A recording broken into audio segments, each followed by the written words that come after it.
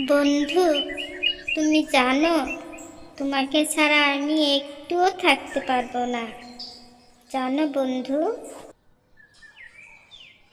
বন্ধু, তুমি আমাকে রেখে যেও না বন্ধু। বন্ধু, তুমি আমার কাছে থাকবে। বন্ধু, যেও না বন্ধু, তুমি আমার কাছে থাকো বন্ধু।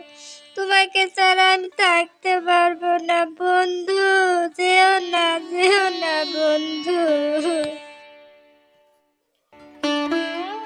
কোন দোষেতে গেলা ছাইড়া রে,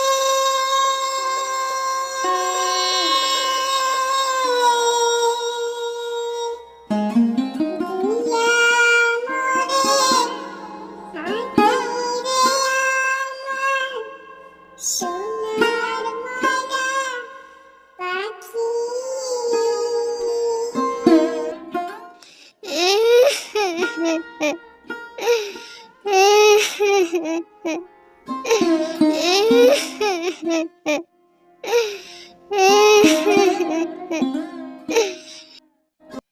কি হয়েছে বোন? কাঁদছিস কেন? বল আমাকে, বল না। কি হয়েছে বোন? এভাবে কাঁদছিস কেন? বল। দিদি, আমার পাখিটা না উড়ে চলে গেছে। আমি পাখিটাকে কত আদর করতাম, কত ভালোবাসতাম। পাখিটা আমাকে ছেড়ে চলে গেছে দিদি। পাখিটা আর কখনোই আসবে না দিদি। পাখিটা চলে গেছে। দুঃখ করিস না বোন। বনের পাখি বনে চলে গেছে। এত কষ্ট পাস নে বোন। দুঃখ করিস না। ওরা তো বুঝে না। বনের পাখি বনে চলে গেছে। কান্নাকাটি করিস না বোন।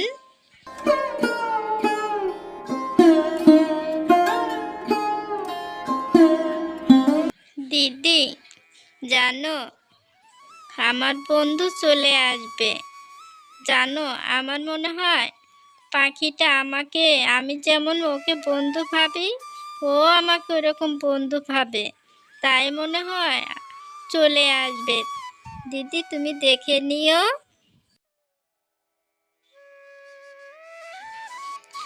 হ্যাঁ, তাই যেন হয়। আর তোর মুখে যেন হাসি ফোটে।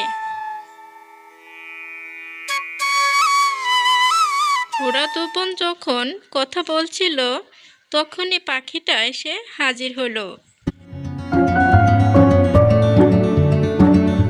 বন্ধু, তুমি কোথায় গিয়েছিলে? আমি তোমার জন্য কত কান্নাকাটি করছিলাম। তুমি কেন আমাকে বলে গেলে না? তুমি কোথায় গিয়েছিলে বলো তো? আমার তোমার জন্য কত কান্না পেয়েছে। তুমি কেন বলে গেলে না আমাকে? আমি তোমাকে খুব ভালোবাসি বন্ধু। তোমাকে ছাড়া আমি থাকতেই পারবো না।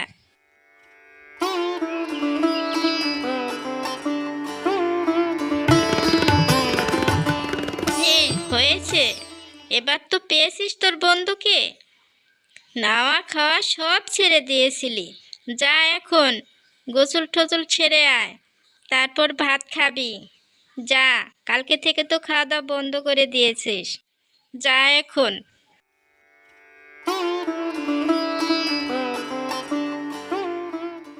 বন্ধু, তুমি কোথাও যাওয়ার আগে আমাকে বলে যাবে। তা না হলে আমার খুব চিন্তা হয়। বন্ধু, আমার অনেক বড় ভুল হয়ে গেছে। আমি তোমার কাছে বলে যাইনি। আমাকে তুমি ক্ষমা করে দিও বন্ধু। আমি আর কখনোই এরকম করব না। আমি এখন থেকে সব সময় তোমার কাছে বলে যাব। সব কথা তোমার কাছে বলবো। আমি আর কখনোই এরকম করব না। তোমাকে না বলে আমি আর কোথাও যাব না। বন্ধু, তোমাকে আমি কথা দিলাম।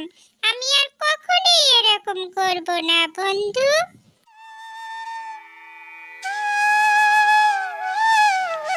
কয়েকদিন পর পাখিটা একটা লাল রঙের কমলা নিয়ে আসে।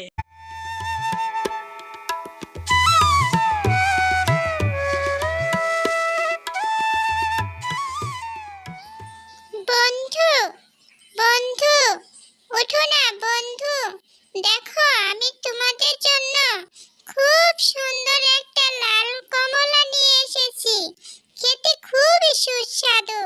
বন্ধু, ওঠো না বন্ধু, ওঠো, দেখো, খাও, খুব মজা। বন্ধু, ওঠো। এরপর ওরা দুজন উঠে দেখলো লাল রঙের কমলা, আর খুবই সুন্দর সুগন্ধ ছড়িয়েছে। বন্ধু, তোমরা এই ফলটা খাও। এই ফলটা খেতে খুবই সুস্বাদু। খাও না বন্ধু, খেতে খুবই মজা। এরপর বড় বোন কমলার অর্ধেকটা খেয়ে নিল, আর বাকি অর্ধেক কমলা ছোট বোনের জন্য রেখে দিল।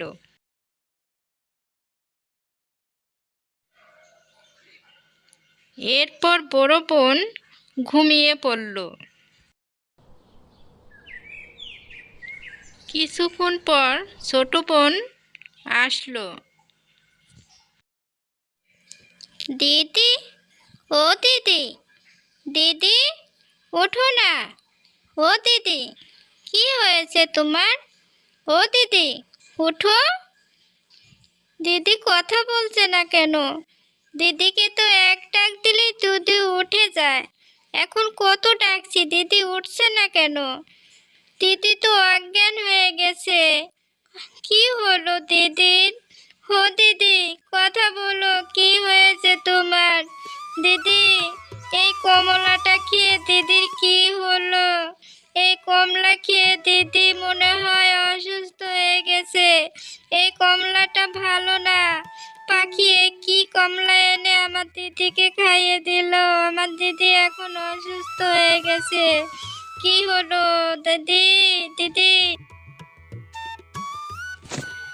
এরপর পাখিটা যখন ঘরে আসলো, তখন পাখিটাকে ধরে এক আছাড় মারল। শোনো বন্ধু, তুমি আমাকে ভুল বুঝছো। তোমার দিদি এই কমলা খেয়ে অসুস্থ হয়নি। তোমার দিদিকে সাপে কামড়ে দিয়েছে।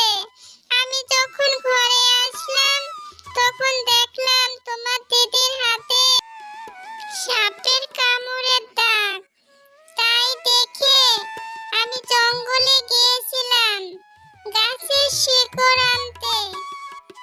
আর এই শিকড় বেটে রস করে তোমার দিদিকে খাওয়ালে তোমার দিদি সুস্থ হয়ে যাবে বন্ধু। এখনই এই শিকড় দিদিকে বেটে খাওয়াও রস করে।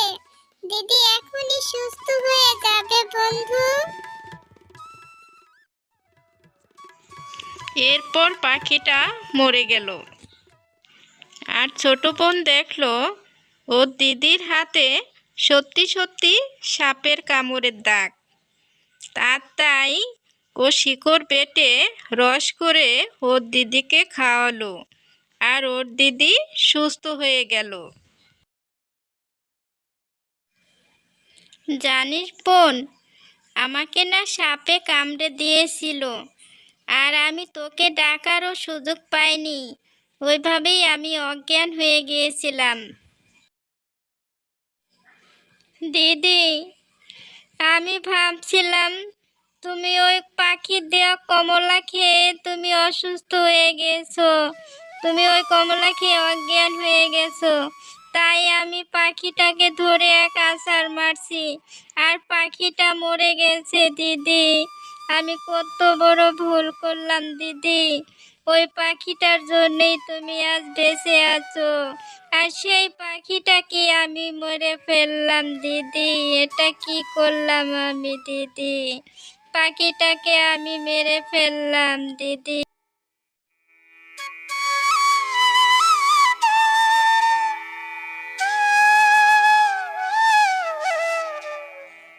কি? পাখিটাকে তুই মেরে ফেলছিস? এটা কেন করলি বোন? তুই না জেনে না শুনে এরকম ভুল কেন করলি বোন? পাখিটা আমাদেরকে কত ভালোবাসতো, সেই পাখিটাকে তুই মেরে ফেললি বোন। কেন করলি এটা বোন? তুই কেন করলি এটা?